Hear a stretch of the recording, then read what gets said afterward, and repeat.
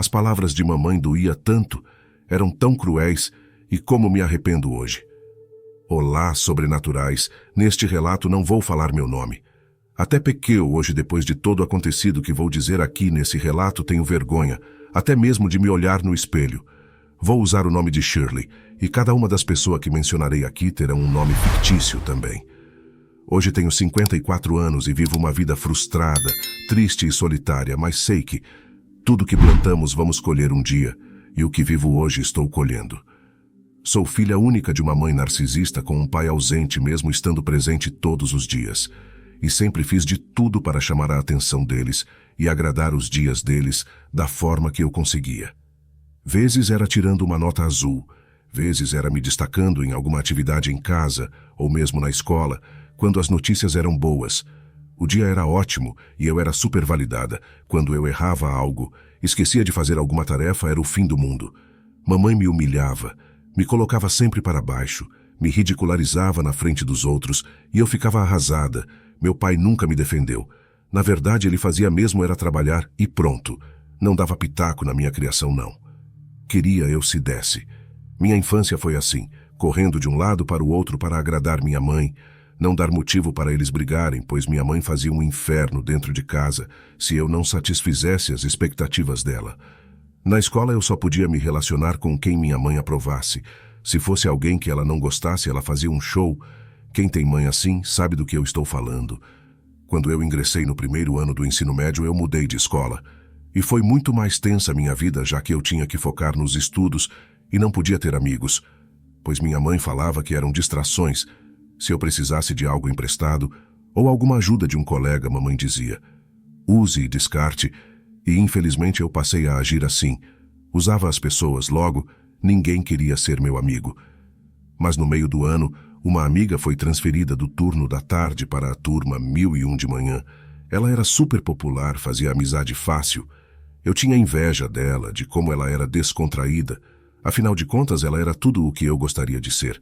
Essa jovem tinha os cabelos compridos, negros e brilhantes. Os olhos dela eram negros também, parecia uma índia, ela era linda. E por incrível que pareça, ela veio fazer amizade comigo.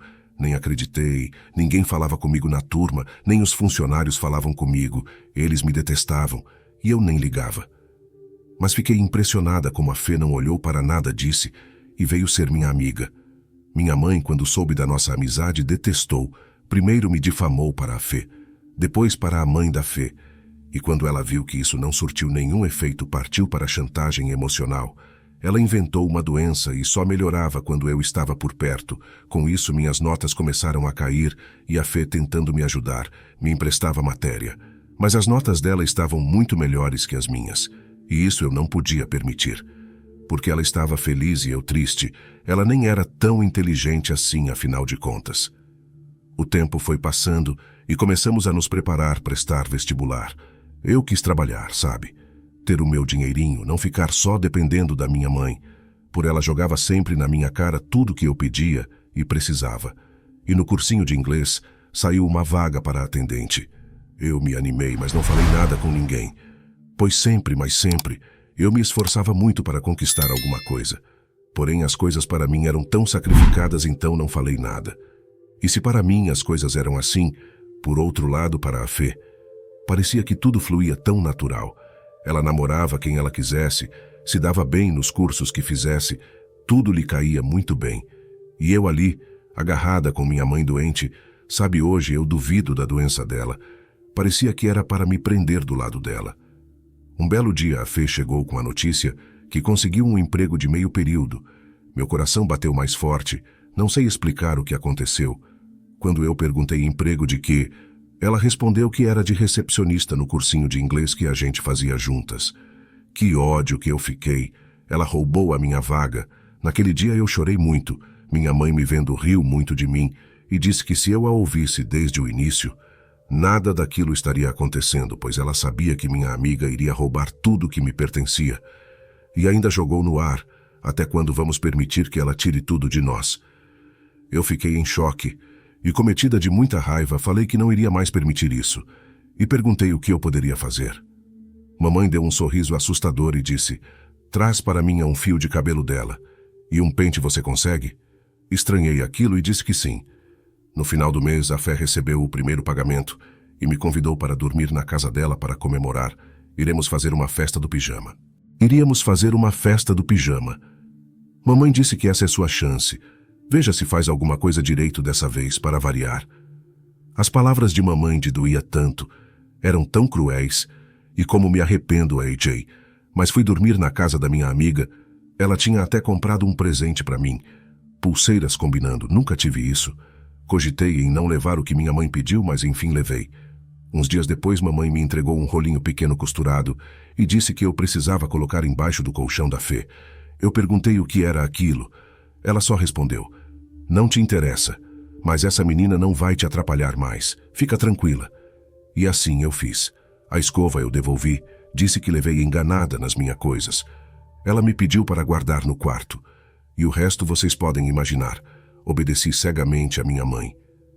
Sei que pouco tempo depois o cabelo da Fê começou a cair, foi ficando ralo, ela começou a ficar triste, foi perdendo a autoestima, ia para o trabalho e tinha crises lá. E acabou sendo demitida. Era estranho ver ela assim, pois, de verdade, ela era uma pessoa cheia de vida. Começou a emagrecer muito também. Mamãe sempre perguntava sobre ela, e quando eu respondia, ela dizia: "Não entra no meu caminho, coisinha, não entra meu caminho", e gargalhava, bem bizarro, sabe? Uma vez eu, no auge da culpa que estava sentindo, chamei a Fê e a mãe dela e confessei tudo. Disse o que eu havia feito, mas não falei que foi mamãe. A mãe da Fê me expulsou da casa delas, e desde esse dia nunca mais eu vi minha primeira, única e melhor amiga. Elas se mudaram, e a última notícia que tive dela foi que ela se casou e teve uma filhinha linda. E quanto a mim, todos os relacionamentos que tive nunca deram certo. Moro sozinha e vivo amargurada. Já pensei várias vezes em fazer alguma loucura, se é que me entendem. Mas nem para isso tenho coragem. Já com mamãe foi pior.